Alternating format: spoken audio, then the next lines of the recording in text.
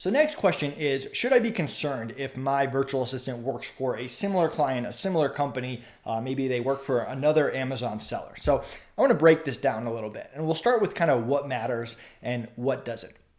Most virtual assistants, unless you're hiring them full-time exclusive, which remember we talked about as the default, they have to provide for their family. They're going to work for other businesses. And if they know Amazon, they're probably going to work for other Amazon sellers. That's what they do. So if you're not hiring full-time and exclusive, you have to be okay with them working for other Amazon sellers. And it's okay to ask them, what other clients do you have? It's okay to ask them, hey, you don't need to give me the store link for your other clients, but tell me what types of products. Let's make sure that there really isn't a conflict of interest there. So I would not worry about virtual assistants working for other Amazon sellers.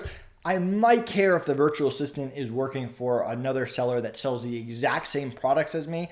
Even if the VA is super ethical and honest, there's certain competing things in there that might get in the way. But usually that just doesn't happen. I mean, think about how many Amazon sellers there are, how many different Amazon products there are out there. The chances of you hiring a virtual assistant that has the exact same, that works for one of your exact competitors is smaller than you think. And these are direct questions that you can ask them. Now, a lot of people ask about keeping your account safe. There's a rumor going around that if a virtual assistant logs into multiple Amazon accounts, that'll hurt you in some capacity, that Amazon will shut down your account or that you'll get in trouble with Amazon.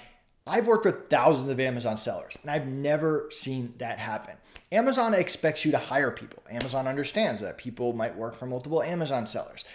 Most of the time, that's not going to happen. There's always going to be a risk, but I wouldn't get too caught up in, oh, what if my virtual assistant is logging into other Amazon accounts? I've really never seen someone get in trouble. And like I said, I've worked with thousands and thousands of Amazon sellers. So that's not something that I would spend a ton of time working about. Remember, if you're super worried about it, hire someone full-time and exclusive. And there's certain things you can do with VPNs where you can have a VA that hides their IP. I personally don't go that far, but I have seen other Amazon sellers do it.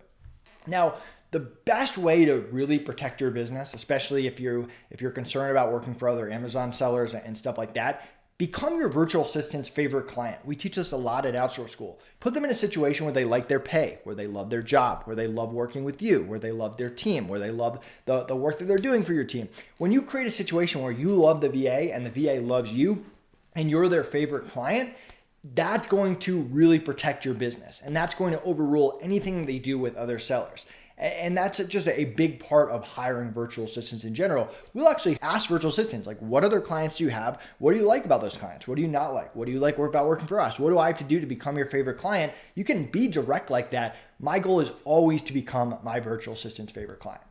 So bottom line, if you're not hiring full-time and exclusive, expect them to have other clients. If they're an Amazon virtual assistant, expect them to work for other Amazon sellers. It's okay to gather information and ask those questions to see what types of products they're doing for other Amazon sellers. There are some benefits. I mean, if you're selling clothing and they've worked for other clothing companies in the past, or they have another clothing company that isn't really a competitor, but that might give them experience to help your store. So I like to kind of turn those things around and make them positive. Not everything is a negative when it comes to other clients that they have. And if you're really worried about that, just hire them full-time and exclusive for you. And no matter what, try to become their favorite client.